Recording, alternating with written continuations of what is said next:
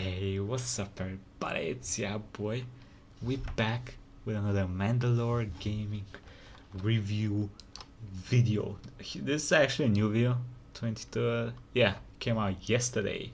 So I was like, okay, we gotta check it out, it's new. Okay, so we check it out, because it's new, okay? Anyway, happy day before Christmas everybody, and let's get to it.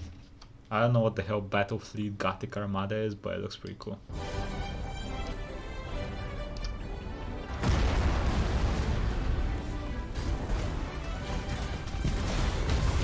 Abaddon, is that you? Abaddon? Is that you, Abaddon?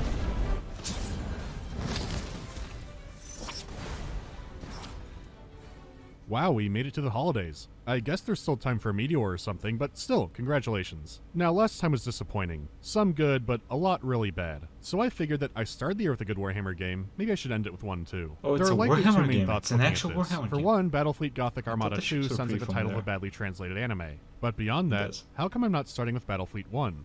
Well, you don't really need it. For starters, the game only has 4 factions for skirmish and multiplayer. You can get 2 more if you buy each of their DLCs. Compare that to 2 which has 12 and lots of sub-factions. The same 12 from the actual board game, which I won't be bringing up again because I never played it. And unlike Deathwing, they didn't try to change the board game into a different genre, so I don't think it's relevant.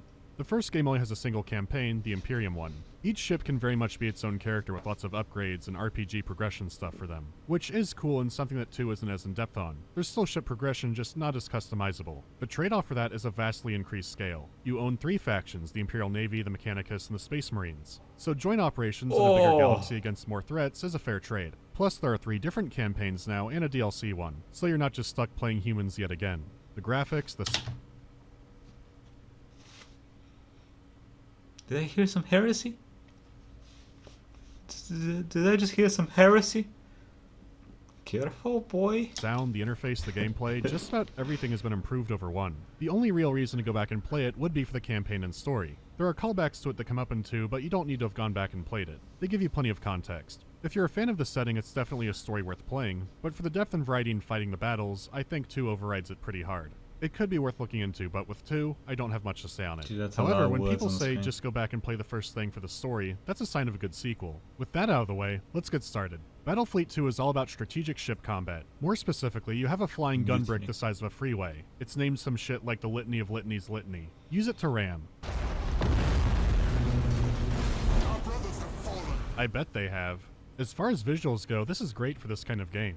Each faction's ship is very detailed, and these can scale up to ridiculous sizes. In the tutorial, you might think the massive Chaos Blackstone Fortress will be the big bad of the campaign, until the next mission where it gets smashed down by an even bigger ship. So the stupid size of Warhammer is all there, and it never gets too muddy graphically. Which is good, I don't want my cosmic horrors to be too blurry. All the different factions and sub-factions means there's a good variety of ships too. All the sub-factions help mix this up even more. Like in the case of Chaos, it's pretty easy to see which god they're aligned with. It is a more dramatic example, some sub-factions are just recolors, but every little bit is appreciated. The environmental effects, the weapons, and all the effects also look fantastic.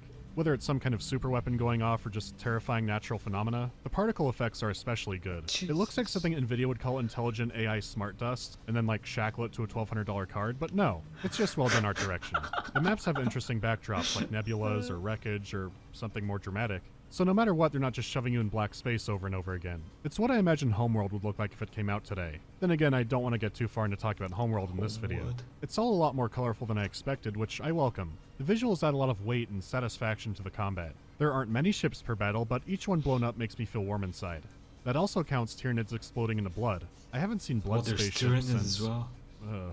The only negative I've seen here is that this game is performance heavy. I'm not sure if it's maps or what, because some fights will be smooth and others will be a lot more laggy. The game has crashed a few times too, but I'm not sure if that's related. So there are stability issues and you should proceed with caution. This brings us to how the game sounds. The music sounds like exactly what you'd expect from a 40k game. They go even heavier in the vocals than most, but it's a good addition. The incredible soundscape of the battles themselves is the best part of it, but it's a fitting backdrop. When the music does overtake it, it feels appropriate.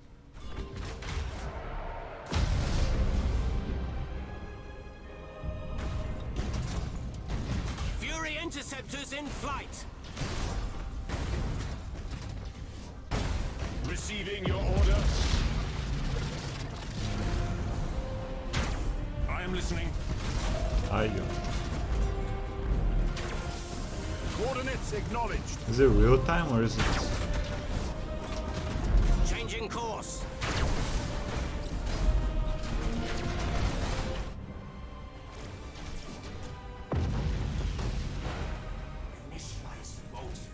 This looks pretty fun.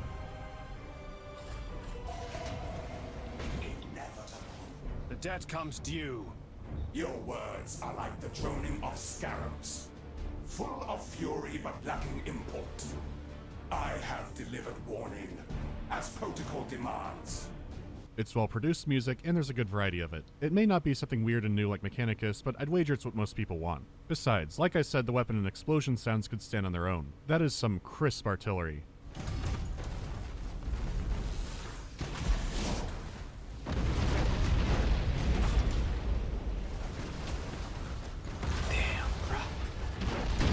God damn. Just excellent. The voice acting also sits at a high bar for the most part, and at the same time it's delivering some excellent writing. Though it is one of those games where what's good is so good that when something's below par it really sticks out. Those monstrosities, and I find the Imperial Navy has abandoned us. Where is Admiral Spire? Despite it, every campaign has some memorable moments in it. It's the exact kind of thing I come looking for in 40k games. I regret that I cannot be there in person, but my plagued apostles will only be too glad to usher you into my grandfather's welcoming embrace. Your rotten form has clung too long to life. Fear not. Yeah, tell him, We boy. shall bring you the Tell him. release you so richly deserve. We all wallow in mortal corruption before long, Admiral. Won't you embrace the gift of entropy?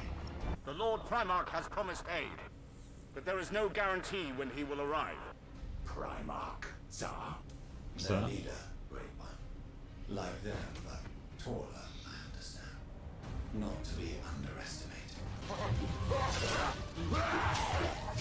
That's enough about sound. That sounds like a Put it champion simply, of Khorne. I'd say the space combat is like a more in-depth Empire at Artistic War, enough to but be sadly one. not everyone has played that, and there are some key differences. The smallest controllable ships are escort-class ones, your standard frigates and destroyers. Now there are smaller craft like fighters and bombers, but you don't control them as directly. They get launched out with their orders from the big dick ships. Bombers can be big sent out dick to do a run on a larger vessel, interceptors can be sent out to fight other fighters, you get the idea. If you're a micro-god, I could see being disappointed by this, but How you know what? When I see how micro-god. they fight, I'm glad I can stay out of it. Most small ships can run silent to avoid detection or ping their sensors to try and locate enemy vessels. Beyond that, their loadouts and roles can vary greatly even inside the same faction. It's not just a frigate or a destroyer, there's a few of them, and that goes for every ship. However, escorts are limited by the number of line ships you have, so there's no having an angry beehive of small ships. The overall fleet size is limited by ship tonnage. As a campaign goes on, you unlock a higher cap for it. In skirmish and multiplayer, it's a set number, though this number can get damn high with a warning. You know the drill. The line ships range from coffee sizes of cruisers to battleships and finally Titans. But Titans are saved for special scenarios, so you won't see them all too often. Regardless, each ship has different weapons and features with skills and stances tied to it. These options can get exotic to say the least, but it doesn't take too long to figure out what your race is good at, which brings us right to ship Did fighting. they just dunk Most another ships have ship? rechargeable shields, a hull, and morale. There are exceptions like Okay. Necrons not using shields and regenerating their hulls instead, but I'll be generalizing for simplicity's sake. Besides having a big dumb blue and green bar, each part of the ship is also accounted for. As I said before, the skills are tied to your ship parts, which in battle means they may not work if it's not attached to your ship anymore. No shields if the generator's out. Something could break from a torpedo strike or a Lovecraftian monster. Space is famous as being somewhere where expensive things go to break. If light damage is caught in time, there could be skills to repair it. But when things are in the red, life gets harder. This might all sound overly complex and in-depth, but it's really not. For starters, a lot can be automated to prevent micromanaging. Set your ship's range and orientation and let it go. You can then set the priority of an enemy ship and whether to shoot at weapons or engines or anything. So if you are just starting off, you don't have to juggle everything at once. Other Okay. decisions are more common sense. This ship keeps running away, I should probably hit the engines. Damage to you just means your options are more restricted. Your engines getting borked means no maneuver abilities. Some ships, like Imperial ones, can crank it to full speed ahead for a short time, or burn fuel in a high-energy turn for elite space drifting, which could Ooh. allow your vessel's side weapons to unleash a broadside. The battles aren't just a race to the bottom of a green health bar. The capabilities of each fleet also get damaged, and you have to keep adapting to that. What enemy capabilities do you want to get rid of? What ship is worth a limited special attack? The thing is, we're still talking about the physical destruction of the ship, because there's still a yellow bar to mess with. Because sure, you could try to slow an orc ship down, but they're persistent. Full speed! Each ship has a hardy crew, but the worse things look, the more they start to seek new management. At zero morale, the ship might flee the battlefield or management. do whatever because there's a mutiny afoot. This could happen while the ship is still relatively healthy. Killing their leader's flagship who can restore morale is a good start. You could also use abilities to terrify the enemy crew, or take the more direct route. By that I mean sending troops aboard to murder them. They can cause all kinds of chaos, maybe start some fires. Though yeah, killing the crew is the main goal here. As a ship loses crew, everything By the way, he said they can cause all sorts of chaos. it does takes more and more time, reloading weapons, using engines, everything. This gets more severe until eventually everyone's dead. Then there's a nice husk of a ship to take apart. And no, typically you don't want to leave it floating, because it could seem harmless, but people can board troops right back onto their own empty ships. Can you It'll be steal slower, enemy but ships? still more guns you shouldn't have to worry about. Oh, there they go again.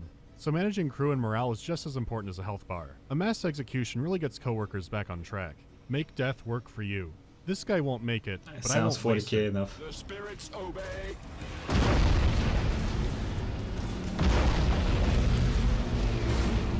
Mechanicus vessel non-functional. Perfect. Hey, This whole setup is fantastic. There are Perfect. so many elements to keep track of with usually pretty even sides that the battles are always stimulating. The variety of factions helps stop fights from playing out the same, because what tactic works on one will not work on another. My biggest issue with it is movement. It's not bad, but it's charted in a stiff way. Lines can show where your ship is heading towards, but they won't plot the exact path they're going, as in Oh. plotting out the turns and what they'll actually have to do to get there. Which isn't a huge deal, but it would be nice to have, especially when ships can get so close in fighting.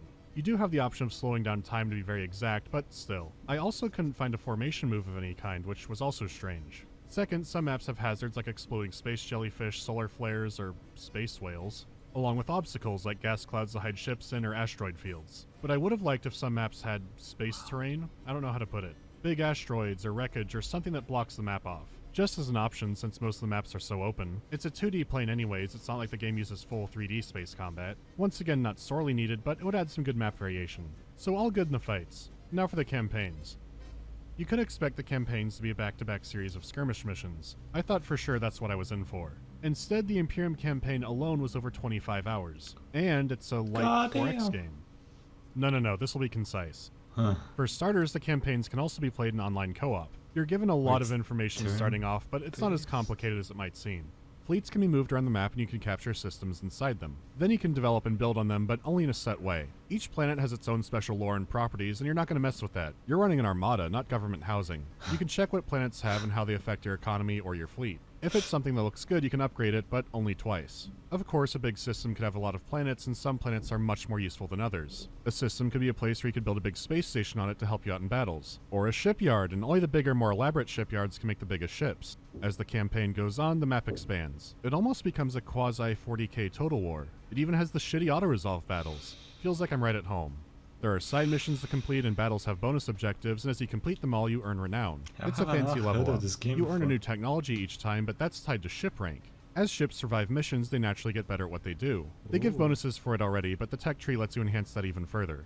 So in combat, it could be worth making a ship disengage to save your crew, but the fire escape stairs through hell won't be free. They could come back with some trauma or a demon problem, but come on, who hasn't this year? It is a risky, time-consuming maneuver, and by the time you use it, it could already be too late. So it is worth keeping special ships alive. The tonnage rule applies to the campaign, too. That stops sending a death stack in. Every ship counts. There's also a doom timer going, which makes things harder when you're not completing missions. There are ways to reduce it, and it does reset after completing a task. But if it fills all the way up, it's game over. It's not crazy short, it's mainly to prevent serious turtling. This goes for all the campaigns too, and they're not horribly different on the map side. The Necrons are almost identical to the Imperium except for how they move around the galaxy. The Imperium and everyone else uses space lanes to get from cluster to cluster. Everyone uses lanes inside of them too, but these ones are different, all connected. Instead, Necrons have a designated gate system they can jump between. They always appear and disappear from one location. There it is. Cheaters. They're very different in battle, but not too far in campaign.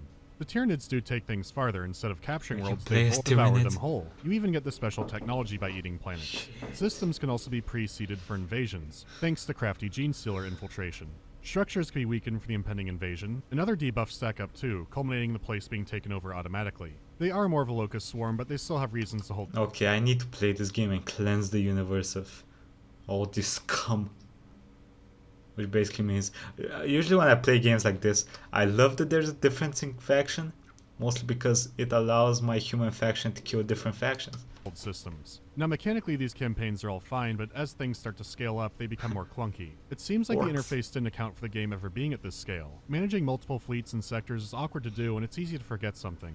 It looks like a 4X, but it is a lot more leashed in. For example, you can barge in and invade an enemy system whenever you want, but on their end it could take between 1 to several turns to give you time to prepare, because the mechanics aren't fleshed out enough to account for proper fortifying. It's in a weird spot where they could flesh it out into a proper grand campaign style of game, but it's not there, so parts of it are awkward to interact with. Which brings us to the issue with the DLC. DLC? Mankind languishes in a tumultuous galaxy. Korn. Its potential shackled Malus by a corpse Vrikan. on a gilded throne. It's a strong opening, and how are they going to follow that up? There is little glory in escorting transport ships while the Aegis Ocularis burns. Patience. Like a fortress, glory must have solid foundations. This escort mission is but the first step on the path. Why would you start with an... You start as an escort mission while playing as Chaos. Just think about that sentence. Your first mission as a Chaos is an escort mission. Chaos escort. Korn escort. escort mission? What year is it? Forget it. Back on track. To give some more context, all the campaigns have great stories. I'd say the human one with Admiral Spire is the most substantial, but the other ones are good too. When your story begins with the Mechanicus and Necron team up, something interesting is bound to happen. And they do. There's a wealth of characters and events and twists and turns. It's not the kind of story I'd want to talk about in a play-by-play fashion, but it's a fun ride. The Imperium wants control of the area back. The Necrons are awakening their dynasty with all the internal political struggle you'd expect. I merely counsel caution. Arrogance is a poor shield. The Tyranids are out to eat everyone, which isn't a very compelling narrative on its own, so Hey, it's what instead you they follow do. the galaxy reacting to them. Holy Emperor, I can hear them in the walls! They're well-written adventures and a fine framework to hang skirmish Yikes. battles on, but they probably could have cut down on the amount of systems and it wouldn't have hurt the game too much. In contrast to this, the Chaos campaign is much more of a slog. On the map they mainly play like the Imperium, but they also have a Chaos God mechanic. Certain planets can be dedicated to a god to gain their favor. Using favor, you can summon a fleet dedicated to that god, each with their own different thematic... Bro, if I play Chaos, y'all know who I'm dedicating everything to. My big titty prince. god to gain their I favor. guess. Using favor, you can summon a fleet dedicated to that god, each with their own different thematic special Thousand abilities. Or you Suns. could use Whoa, favor, whoa, whoa, you I can summon need a to see. fleet Okay, World Eater. Oh, so it's like the Chaos version. dedicated of to that god, it. each with Emperor's their own Children. different thematic 1000. special Ooh, abilities. Or you could interesting. use favor to affect an enemy system, similar to the Tyranids. Sounds good so far. Well, the first issue is that Khorne and Nurgle blow the other two out of the water, so the choices are less compelling. Outside of battle, your system effects are pretty bad and you have lots and lots of invasions to deal with. To be fair, the campaign difficulty can be heavily customized outside Oh the stock my options, God. so you could tweak the map to be less oppressive. There are fun missions to Also, play. clicky, One of the first clicky. ones is the Alpha Legion hijacking a cruiser. If it was all in the base game, I wouldn't think much of it, but it's a value issue. Chaos is already in the base game. You can play them in skirmish and multiplayer. So you'd be paying $13 only to play them in campaign. That doesn't seem worth it to me. If you got a whole new race and their campaign, sure, but for one already in the game, I don't think so. Overall, it's still a great game. I had fun in single player and multiplayer, and there is crossplay for matchmaking. However, crossplay won't work for invite-only stuff like campaigns or custom skirmish battles. The stability and performance is an issue which I hope is addressed, but the game hasn't been patched in a long while. It's also worth mentioning the game uses easy anti-cheat. Most people don't have an issue with it, and I never have personally, but I was on the other side of that for years and years with Anti-cheat? that piece of shit Punk Buster. So this is a warning for those of you who have had a bad history with the program. I feel your pain. After negotiating, it'll be 60% off in the pinned link for a while, though with recent events, we'll see how this kind of thing goes in the future. That'll be enough Warhammer for a while. There's a new year coming with a lot to cover. I'll see you then. Genuinely thanks for watching. It's been rough. Still, next year could get better. So I might as well try to think forward and not about everything, because Ooh. Yeah, this game was Christ. awesome. Pathfinder. Pathfinder was such an amazing RPG. Long as fuck as well. I love them long. Are there any Wait. other 2D adventure games I want to do that I consider to be cursed? Oh yes, there's one in particular that I've looked at for years wanting to do something with, but Stop it's kind of this. unstable. It's also blatantly unfinished, so I was shocked that it got a Steam release at all a few years ago. But yeah, I absolutely have plans for it. It's on the same logic level as Druids, but somehow edgier. With MCC on PC, would I want to cover the mainline Halo games? There is Halo stuff I want to cover, but not really Halo. those. Also, I'd rather not have to finish Halo 4 from what I played. There's one total conversion mod I've been waiting on an update for, but that'll likely be the first big Halo thing. What genre or setting is underused by game developers? Oh man, I want to say urban fantasy. I know Persona and some Japanese games have gotten big, but that genre Persona. hasn't caught up out here. The only games I know I love coming that out for game. that are like Vampire Masquerade 2 and Harry Potter. I think Harry Potter still being around in general says a lot about that, but that's Harry a story for Potter another day. game? Have a great holiday. What is the stop this now? What is this? Mandalore? What is this? By the way, if you do cutscenes in like a motion graphics style, never ever do this. Study. Go. Make your studies. It was fine from far. Why would you do that?